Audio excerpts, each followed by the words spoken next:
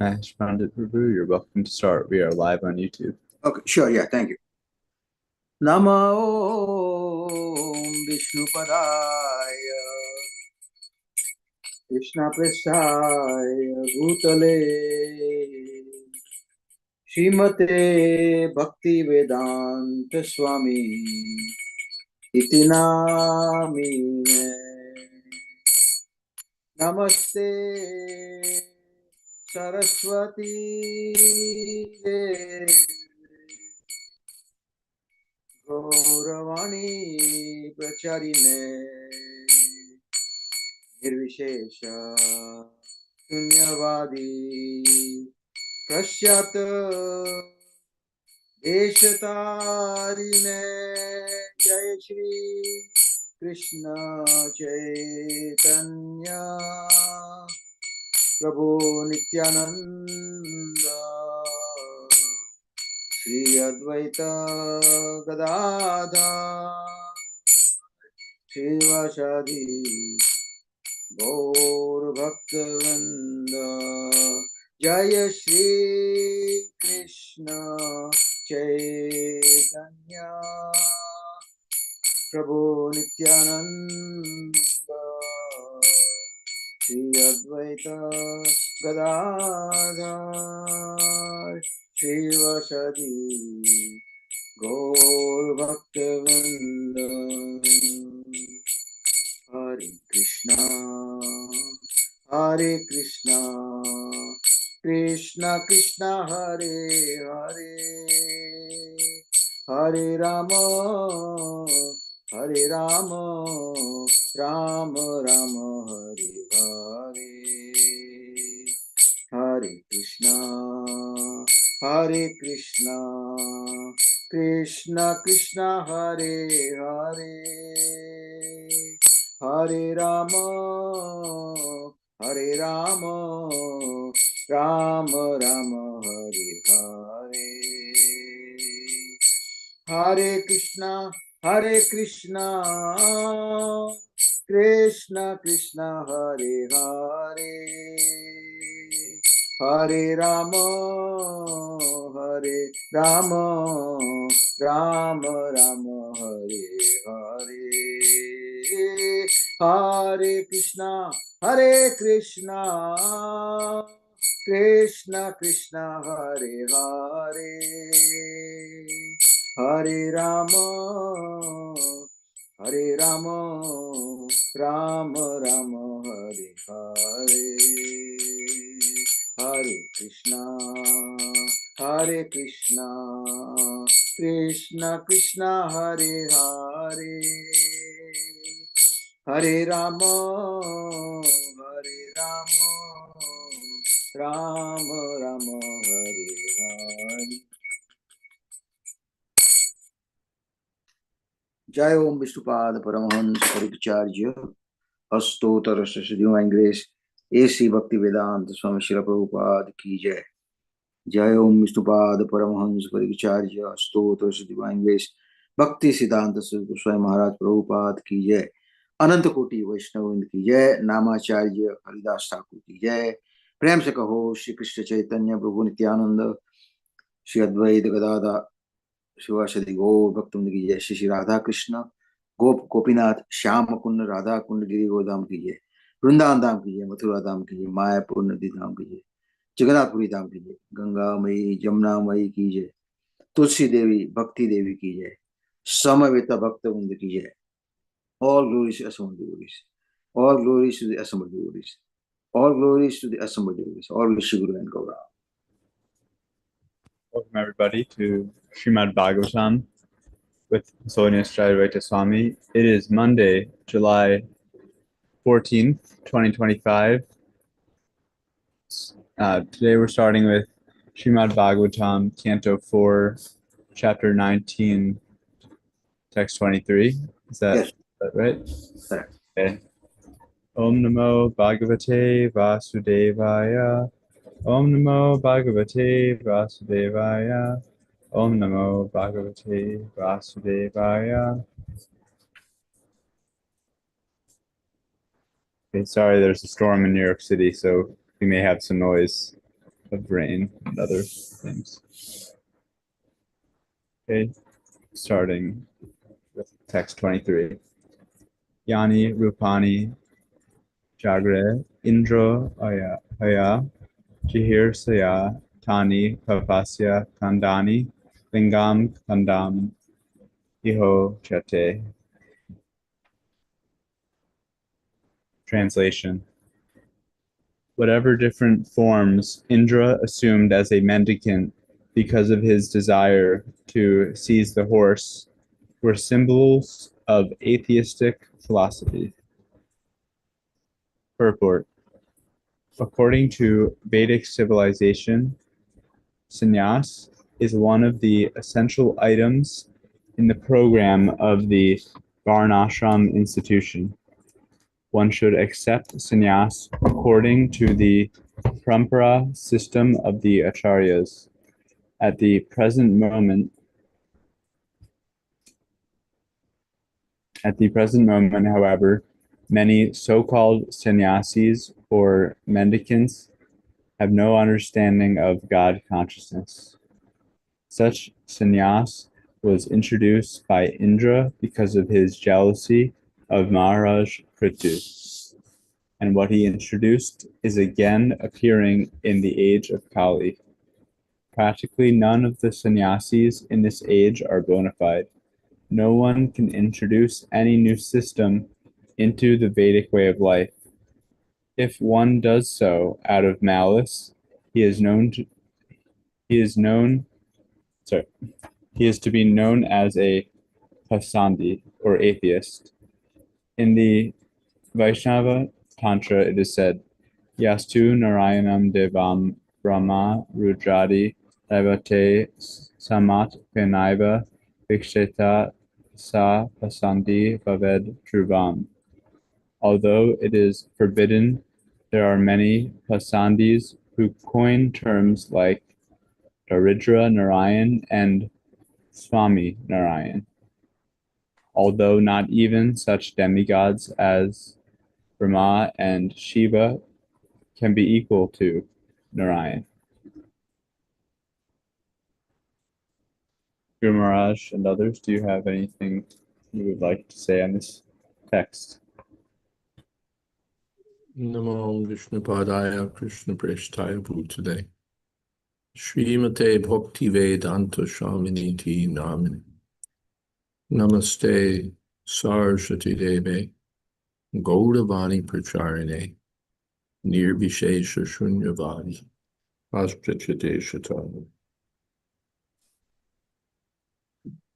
The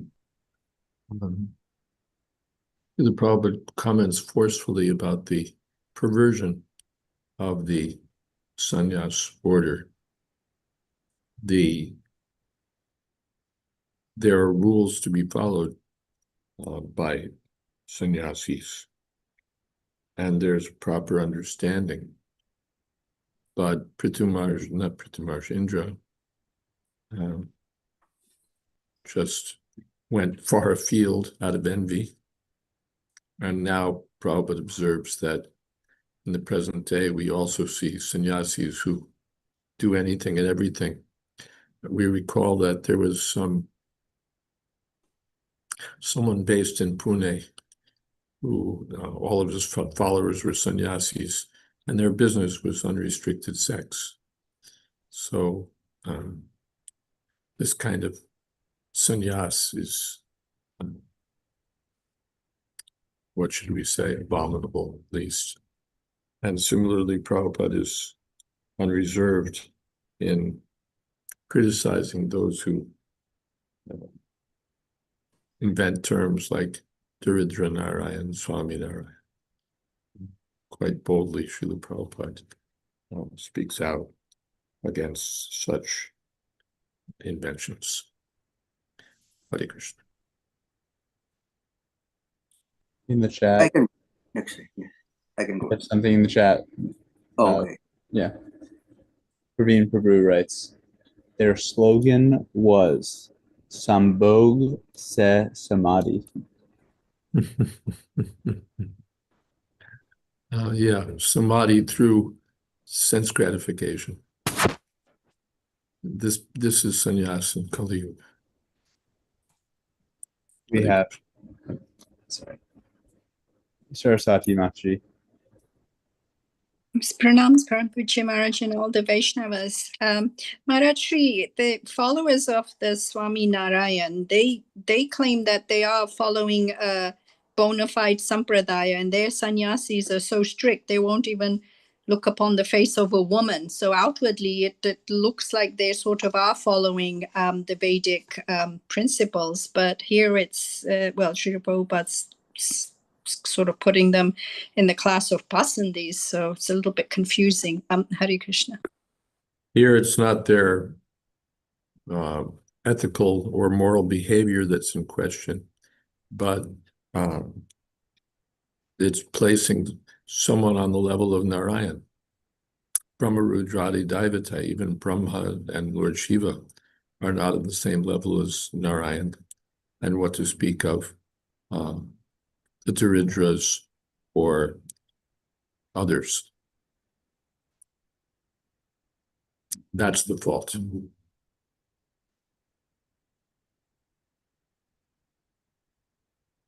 Hare Krishna.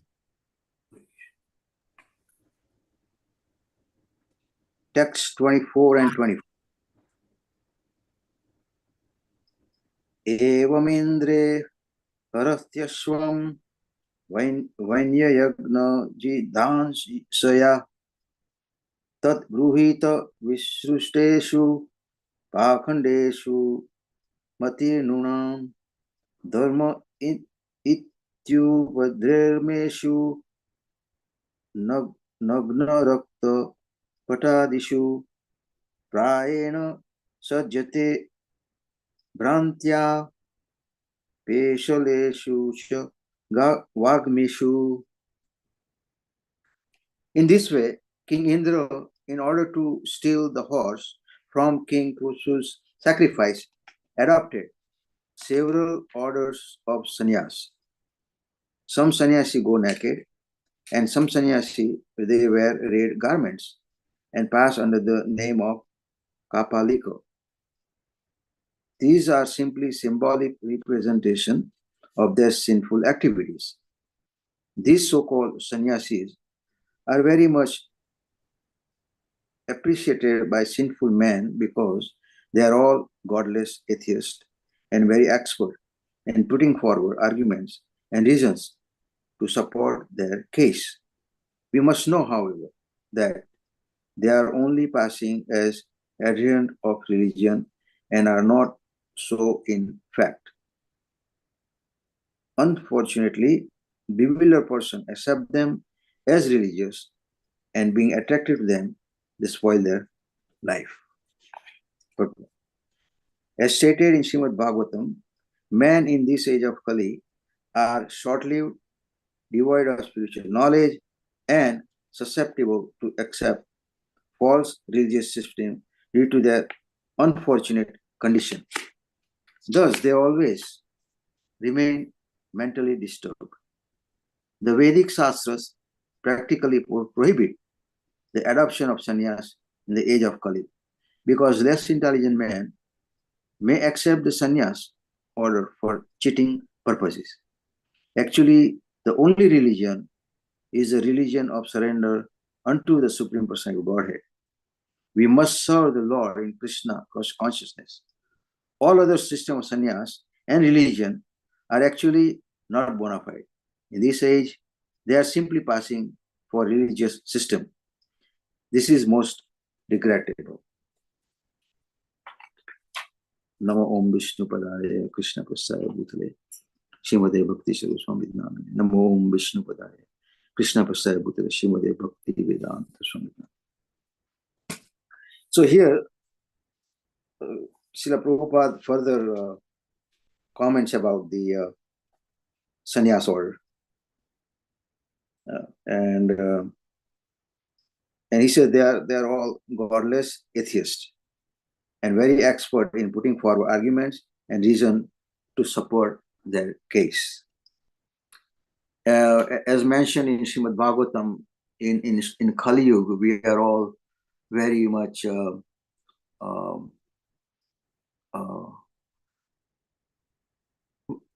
first of all, we are all unfortunate, very slow, and always disturbed. And that's why this age of Kali is iron age, always disturbing, age of quarrel and hypocrisy. So what about taking sannyas in Kali is very, very difficult. And the only reason Prabhupada gave so much sannyas to his followers in the beginning, because he wanted to expand the Hare Krishna movement, actually. Because in Kali it is very, very hard to take sannyas.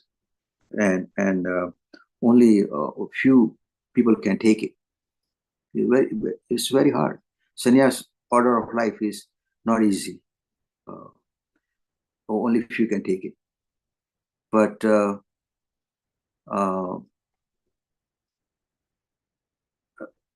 this all started out with King Indra. He introduced this sannyas, bogus sannyas system by stealing the horse of Prithu Maharaj. And it's still going on the name of religion. Some sannyasis take advantage of this system of sannyas. Actually, 4 or 5 things is forbidden in Kali Yuga. One of them is sannyas. And what else we have?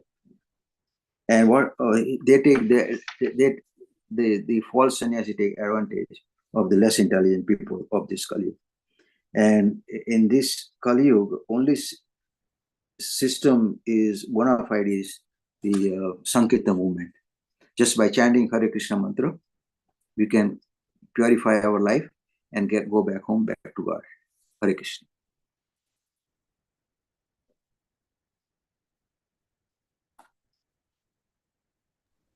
Maharaj, you are muted. Thank you. What's especially condemned here is false systems of sannyas,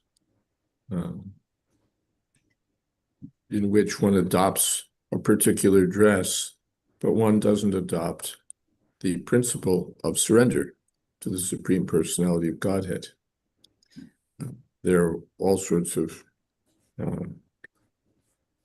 religious orders which don't value surrender to the personality of Godhead as the ultimate principle. So their renunciation is condemned, or their adoption of the sannyas order is condemned. Otherwise, paratmanishta, when one accepts sannyas on the principle of service to the Lord, then it's accepted. The Prabhupada offered sannyas to his disciples, not only in the beginning, but throughout his presence here. In any case, it's a fact that the number of sannyasis is fewer. But in Kali Yuga, there's no restriction on vanaprastha. So the grahastas should first give up the life of family comfort by accepting the vanaprastha ashram, and then they can later see about sannyas. Hare Krishna.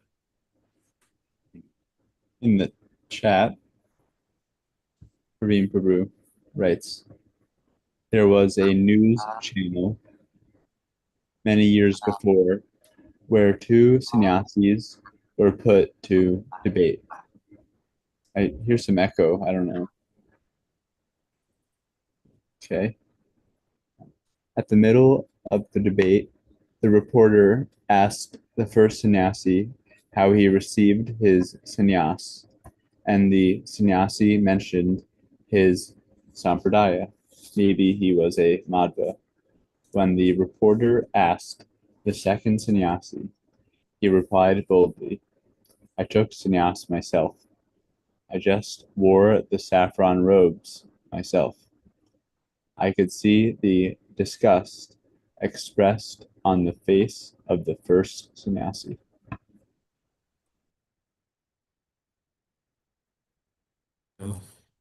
One takes sannyas without any reference to any sampradaya, any connection with the Param process, and then one does all nonsense. That's not appreciated.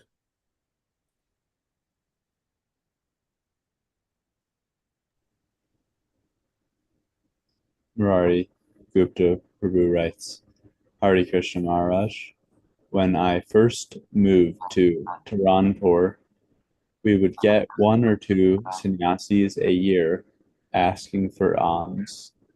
Now it is more like 1 or 2 a month. So business seems to be picking up in our area. We see this in Vrindavan and other places. One accepts sannyas as a means of livelihood, as a way to fill the belly. And one may be smoking ganja or messing with women, but still he's a sannyasi and collecting money, and people sentimentally give them contributions. So this is all following the false sannyas of Indra.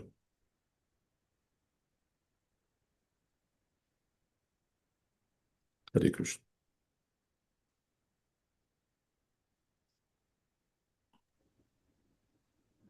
Okay. Panchatattva Prabhu, are you available? Text 26. Yes. Tadabhigyaya Bhagavan Prithu Indraya Kupito Barnam Adutyata Karmukaha Adattodyata Karmukaha. Maharaj Prithu, who was celebrated as very powerful, immediately took up his bow and arrows and prepared to kill Indra himself, because Indra had introduced such irregular sannyas orders. Purport. It is the duty of the king not to tolerate the introduction of any irreligious systems. Since King Prithu was an incarnation of the Supreme Personality of Godhead, certainly his duty was to cut down all kinds of irreligious systems. Following in his footsteps, all heads of state should themselves be bona fide representatives of God and should cut down all irreligious systems. Unfortunately, they are cowards who declare a secular state.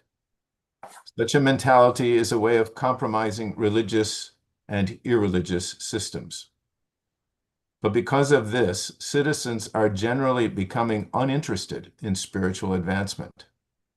Thus, the situation deteriorates to such an extent that human society becomes hellish. Namo Vishnu Padaya Krishna Prastaya Bhutale Gurudasa Jayādvaita Swami iti namine.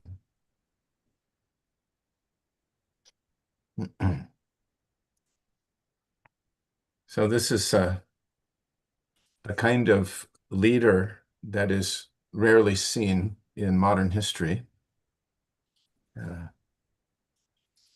Typically, government is secular in these days and prides itself to be so. And unfortunately, in such a secular state, irreligion is dominant, as well as irreligion in the sense of religion, those persons posing as religious who are quite the opposite, if not terribly contaminated by passion and ignorance, their particular so-called religion. So this type of thing is going on. And here we're getting instruction from both Maharaj Prithu's personal example and Srila Prabhupada's authoritative statements that heads of state should be bona fide representatives of God and should actively cut down irreligious systems. Very strong statement. Very strong statement. Hare Krishna. Guru Maharaj, would you like to say something? Prabhupada goes so far as to say that those who promote a secular state are cowardly. They don't want to take responsibility for deciding what's what. But even here in America, in the so-called secular state, our government authorities went after some groups as being just doing business in the name of religion. They'll set up something, and something totally concocted by their founder, and they'll declare it a religion. And then the strategy is, okay, we're a religion. We don't have to pay taxes. And they'll set up a big empire with courses and books and what have you, and all 100% tax-free, but not following standard religious principles, nor having anything to do with the personality of Godhead. Ultimately, just another form of sense gratification, but tax-free sense gratification. So even the government, the American secular government, looked at this and said, this doesn't look like religion to us. It looks like business and cheating. I don't know where it stands today. The tendency is to err on the side of inclusiveness, but at least the authorities could see it. What kind of religion is this? What do you mean religion? It's just business. Any sensible person could see that. Hare Krishna.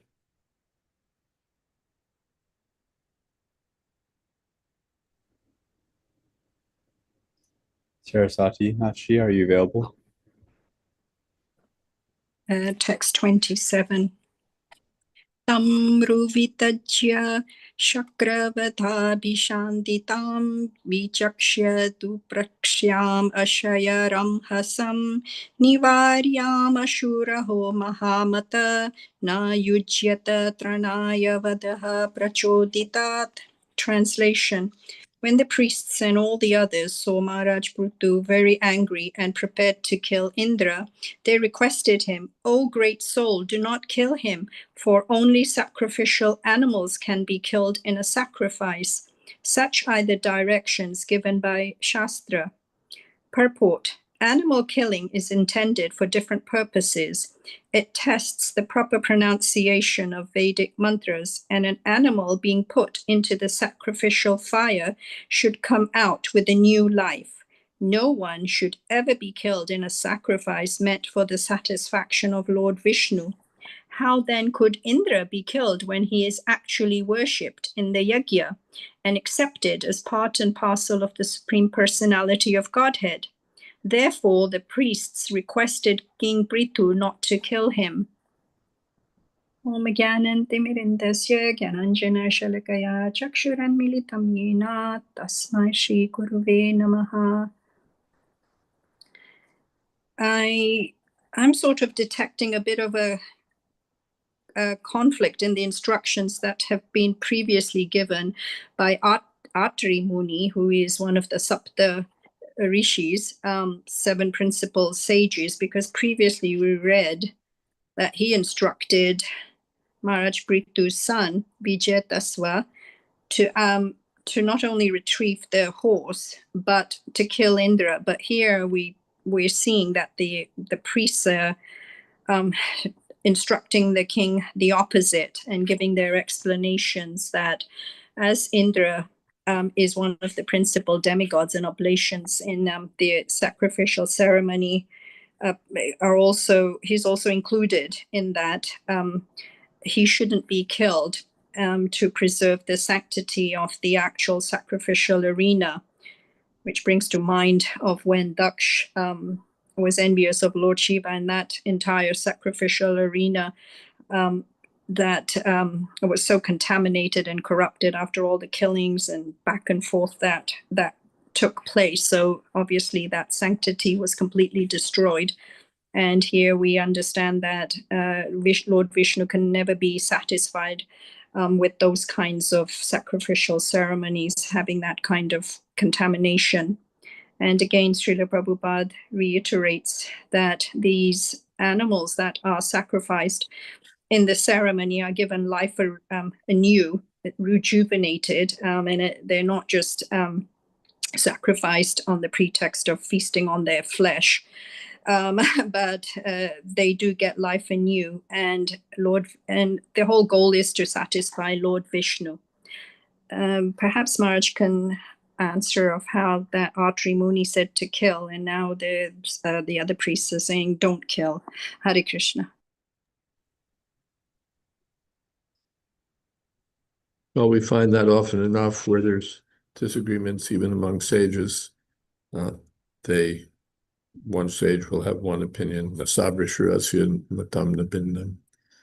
sages may have different views. And so then it has to be argued out. All right, these sages have said this, those sages have said that. And there's a council, there's some discussion of what to do. Just as the sages deputed Bhrigu Muni, find out who's the Supreme Personality of Godhead. Some of us think it's Lord Shiva, some of us think it's Lord Vishnu, some Brahma. So you determine the matter. So in this way, conjointly, the sages would have to sort these things out. It's also significant that human sacrifice is not part of the Vedic culture. There may be uncivilized people who think that they'll accrue some benefit, some power by human sacrifice.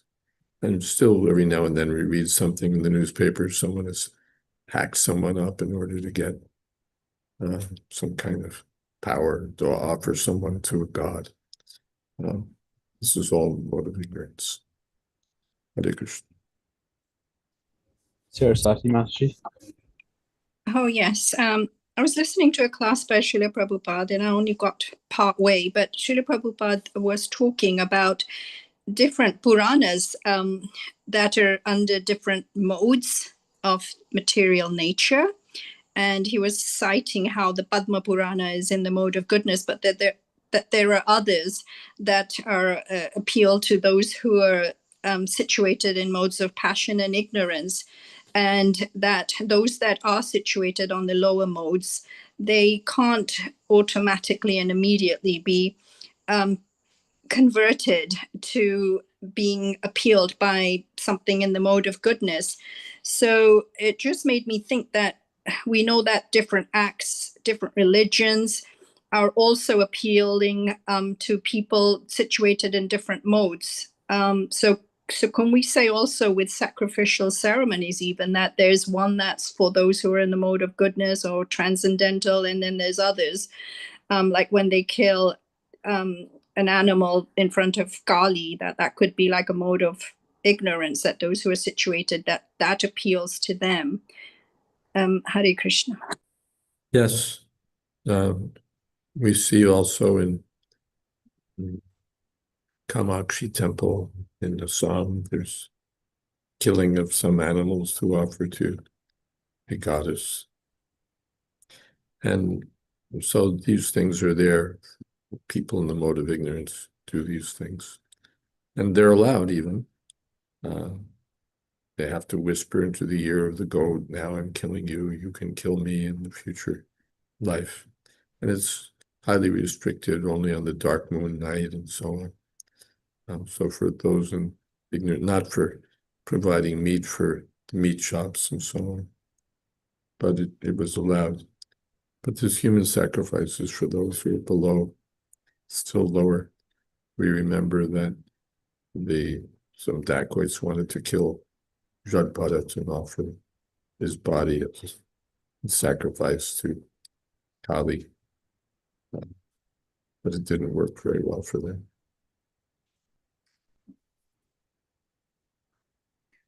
In the chat box, it says, next verse will confirm that the sages will still wanted Indra. There's dead. something before that in the chat from Murari Gupta. We didn't read Oh. it. Yeah, you can, I don't have it. You can read it. Okay. Today, Hinduism is famous for being tolerant and accommodating, but Bhagavatam gives a very different picture. What should be our presentation? Well, Bhagavatam, of course, we can't be all accommodating. Yes, yes, whatever you say is good. We only have one view, but any other view is equally good. Yatamatata Pad. Whatever you think is equally valid. We have to follow Bhagavatam.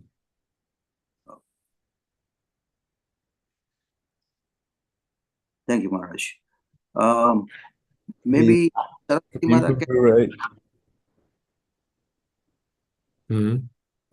Kareem Prabhu has something in the chat. Next verse will confirm that the sages still wanted Indra dead. Yes. Mahesh Pandit Prabhu, you were. Well, please carry on. okay.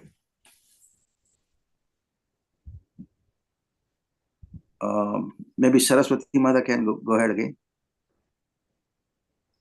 Text 28. Yes. Vayom marutvantam iharta nashanam vahyamaha tvachcha charvashahata tvisham ayatayamopahaver anantaram prashyarajan juhavamata hitam. Translation: Dear King, Indra's powers are already reduced due to his attempt to impede the execution of your sacrifice. We shall call him by Vedic mantras which were never before used, and certainly he will come. Thus, by the power of our mantra, we shall cast him into the fire, because he is your enemy. Purport: by chanting the Vedic mantras properly in a sacrifice, one can perform many wonderful things. In Kali Yuga, however, there are no qualified brahmanas who can chant the mantras properly. Consequently, no attempt should be made to perform such big sacrifices. In this age, the only sacrifice recommended is the Sankirtan movement. So, well, King Indra, we have already understood, is now envious of someone who's a pure devotee on a Mahabhagavata status. And King Prithu, well, he wants to try and obstruct the completion of this sacrifice. So the sages have already said that Indra's powers are already reduced, and we understand that this is an offense towards a Vaishnava, having envy and obstructing their activities. It's a show of disrespect, and certainly Vaishnava aparadh. And well, earlier I was reading about this conversation that Markandeya was having with this different sage. I can't remember his name. I think it was Bhagirath. And they were talking about the consequences of Vaishnava aparadh. And it was said that any person that derides, disrespects exalted Vaishnavas, they lose all results of pious activity, their opulences, reputation, and their bhakti kripa. It all dries up and dwindles, and they will never get Krishna prema. And of course, we know that Lord Chaitanya Mahaprabhu called this a mad elephant trampling on a beautiful garden, destroying everything in sight. So we also know that Vaishnava Aparadha, if it's not, if that person hasn't, the person who committed the aparadha doesn't go and get forgiveness from the Vaishnava that they did offend, then, well, it's said that they go to a special hell called Mahararva, along with their forefathers. So we can just see how dangerous that is. And Indra's powers are also going to be reduced. In previous yugas, we know Brahmanas had this Brahma Teja, this power, and they could recite mantras that were so effective, rejuvenating animals. They could even give boons to childless royal couples for procreation. And here we know that they can now call forth any demigod. And well, they're saying they'll cast Indra into the fire. So I'm not sure if they stopped Britu from killing Indra using a bow and arrow, but whether casting him into a fire is a sanctioned way to kill someone. I don't know. Using killing by fire, I'm not sure, as opposed to weapons. But Srila Prabhupada ends with once again emphasizing that in Kali Yuga, the only yagya anyone should be involved with and should immediately take up is the Sankirtan movement. Hare Krishna. We'll find as the narration progresses that this was not the duty of the sages either to what's the word? To kill Indra. This also is not approved. Hare Krishna.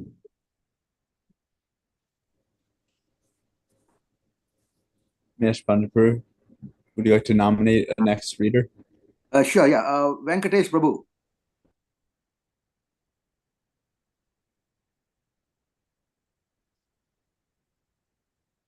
Is Venkatesh Prabhu available? Okay, is it text 29? Yes, 29. Okay.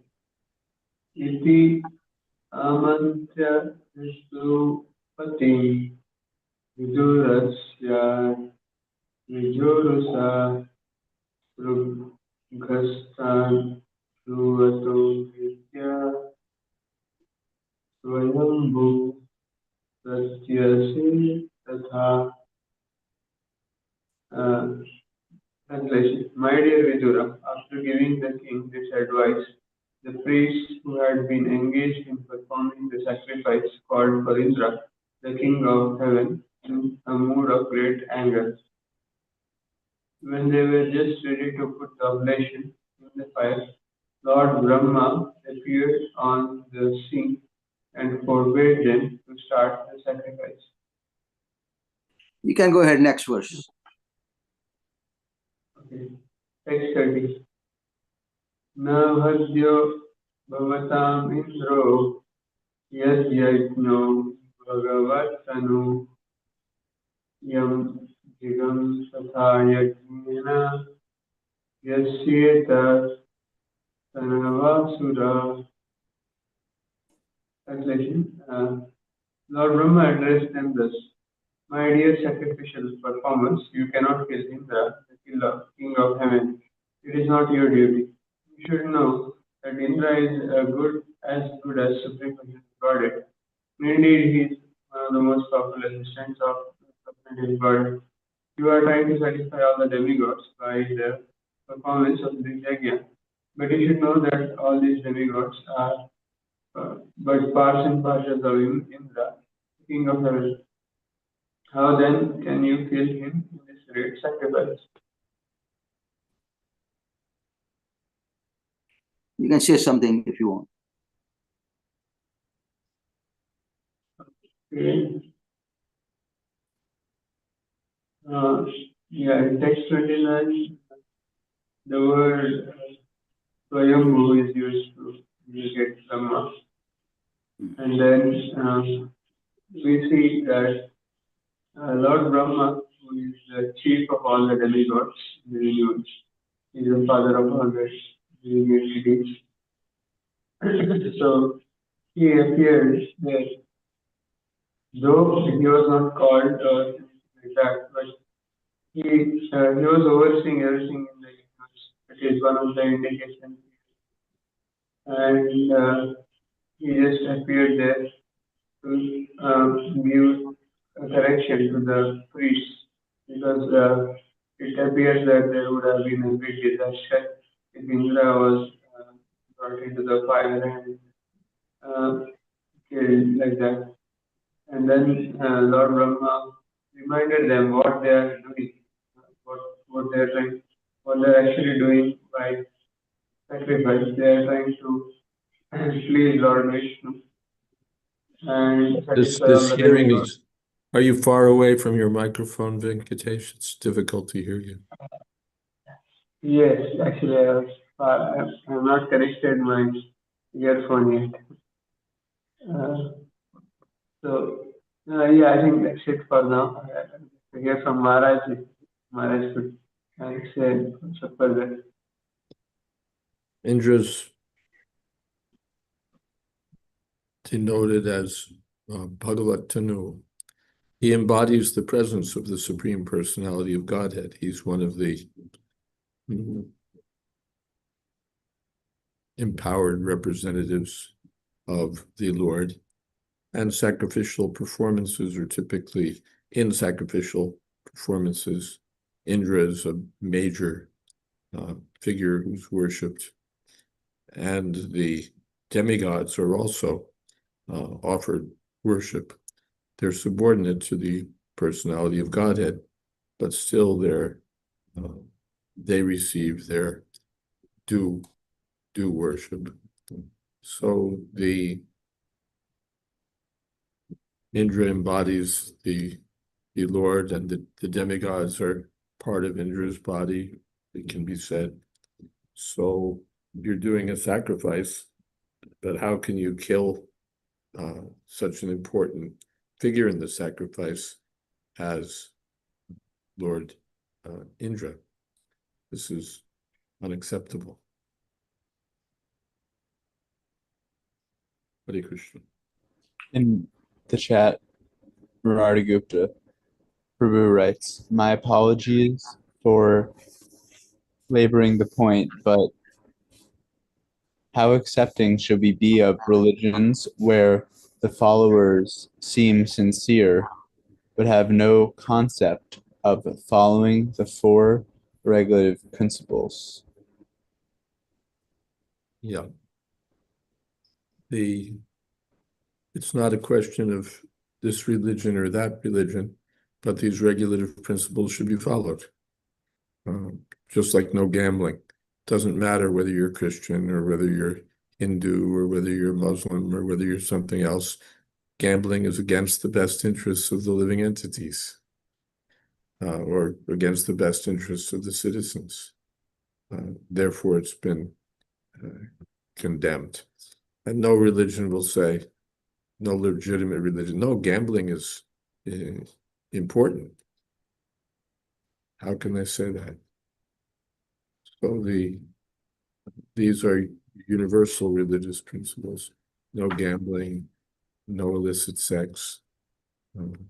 There are, of course, religions where sex is, illicit sex is like a hallmark. Various kinds of, what are they, like witchcraft and devil worship and so on. But the government can't support that sort of thing. The government has to say, no, this is barbaric. Not that you can say, no, this is our religion. We're worshiping, what is that, Satan worshipers, and this is our religion. You're worshiping Jehovah, we're worshiping Satan. But the government has to have the good sense to know that, no, this is in the mode of ignorance. This is barbaric. We can't allow this. So religions that advocate intoxicants, gambling, meat eating, and illicit sex, on universal principles, they should be checked. Hare Krishna. Next, I would like to invite Navin Prabhu. You can go ahead, 31 and 32. Okay. Text 31. Yes. Ta idam pashyata mahadharma vyatikaram dvijaha indre nanustitam ragnaha karmaitad vijigamsata. Translation. In order to make trouble and impede the performance of King Prithu's great sacrifice, King Indra has adopted some means that in the future will destroy the clear path of religious life. I draw your attention to this fact. I draw your attention to this fact. If you oppose him any further, he will further misuse his power and introduce many other irreligious systems. Text 32. Prithu kirte prator buyat tarhi kona shata krutu alam te kratubi sivi stair yad bhavan moksha dharmavit. Translation. Let there be only 99 sacrificial performances for Maharaj Prithu. Lord Brahma concluded. Lord Brahma then turned towards Maharaj Prithu and informed him that since he was thoroughly aware of the path of liberation, what was the use in performing more sacrifices? Purport.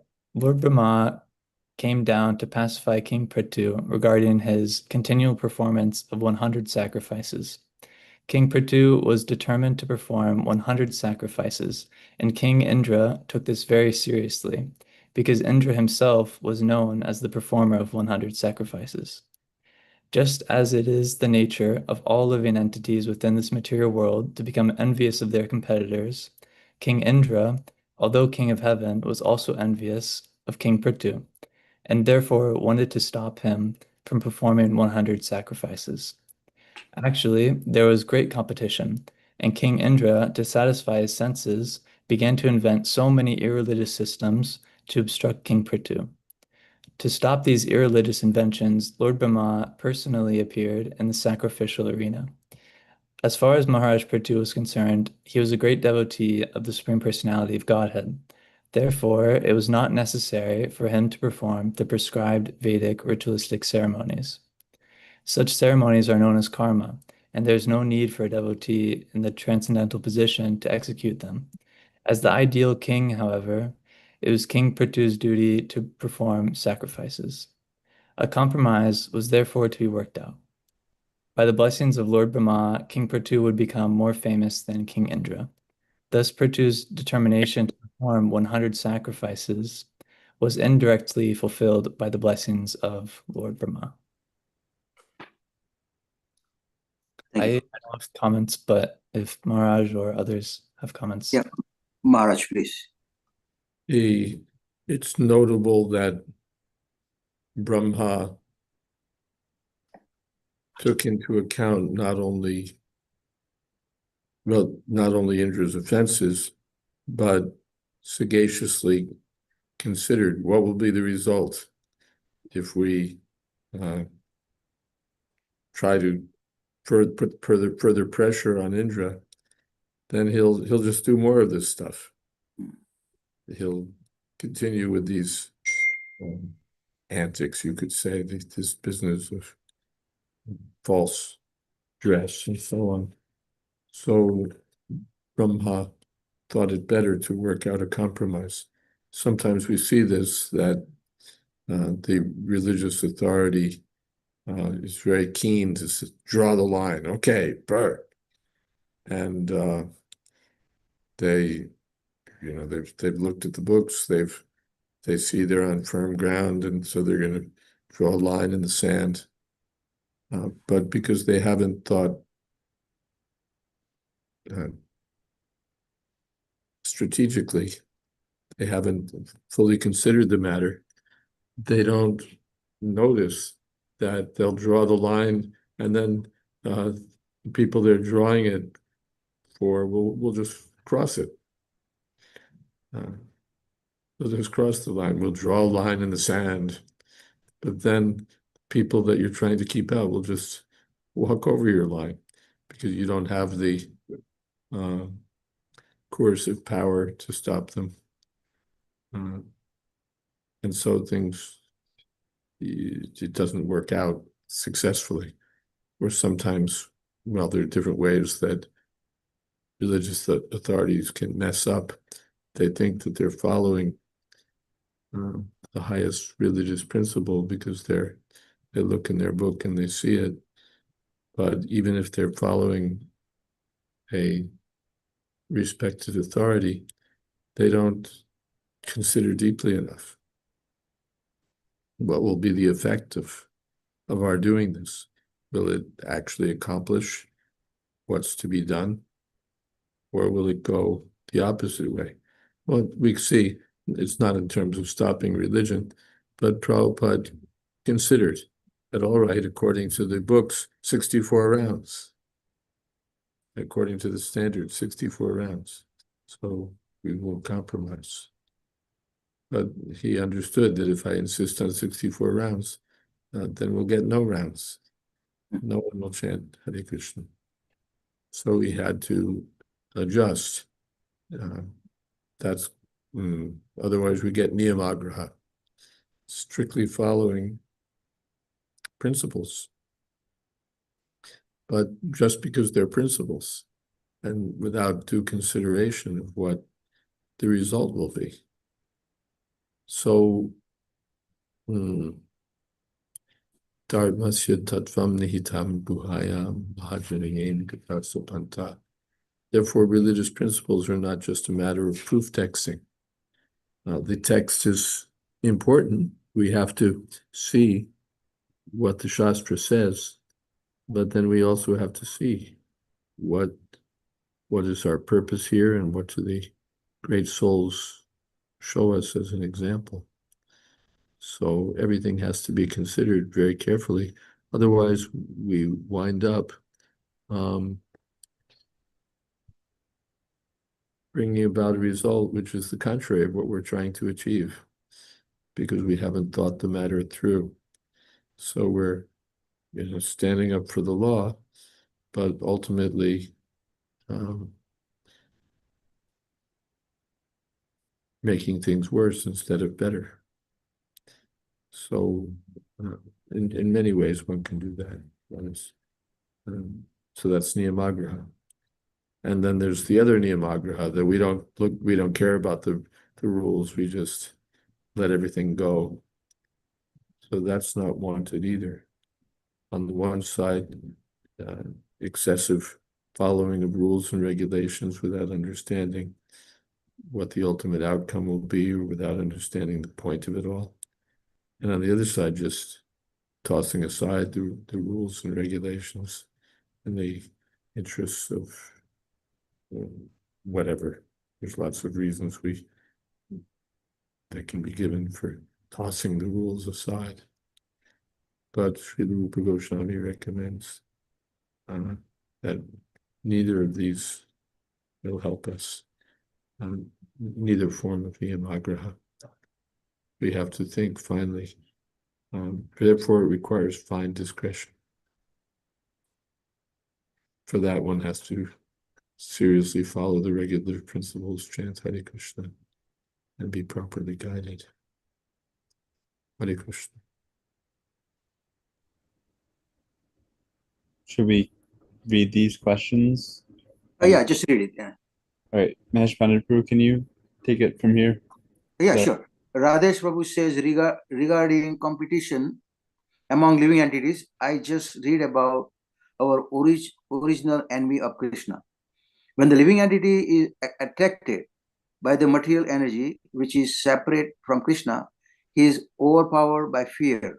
Because he is separated from the Supreme Personality of Godhead by the material energy, his conception of life is reversed. In other words, instead of being the eternal servant of Krishna, he becomes Krishna's competitor. This is called Viparyayo Smriti. Viparyayo Smriti. Viparyayo Smriti. And then Murari Gupta writes, Lord Brahma is an expert manager, that's for sure, yes. And Praveen says, the fault was clearly of Indra, but instead of chastising him, Brahma had asked Prithu, who was most ideal, to bend down. Since Brahma also had a hard time as a manager. Yes. Thank you. Praveen Prabhu, can you please lead short kirtan? Naveen Prabhu, yes. Hare Krishna, Krishna Krishna, Hare Hare, Hare Rama, Rama Rama, Hare Hare, Hare Krishna, Krishna Krishna, Hare Hare, Hare Rama, Rama Rama, Hare Hare, Hare Krishna, Krishna Krishna, Hare Hare, Hare Rama, Rama Rama, Hare Hare, Hare Krishna, Krishna Krishna, Hare Hare, Hare Rama, Rama Rama, Hare Hare, Hare Krishna, Krishna Krishna, Hare Hare, Hare Rama, Rama Rama, Hare Hare, Hare Krishna,